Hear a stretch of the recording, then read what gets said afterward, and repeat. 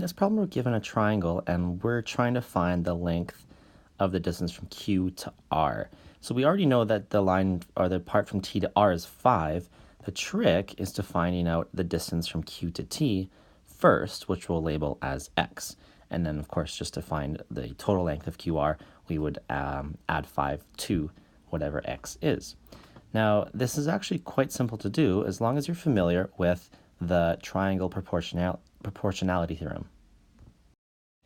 I'm not actually going to go into detail now of what the triangle proportionality theorem is, but if you are not familiar with it, I would just suggest doing a quick Google search to look it up.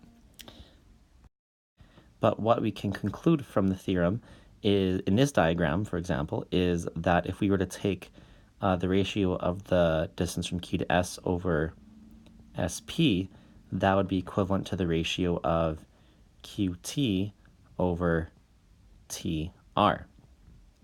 So let's go ahead and plug in some values here. So that would become the ratio of 5 over 2 being equal to the ratio of X over 5.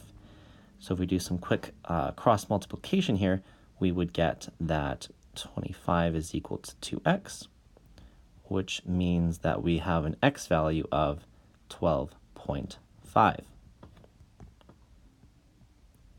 So as I said earlier, our goal was to figure out this total distance from Q to R, and now we can do that very easily just by adding 12.5 and 5 to get 17.5, which is option number 4.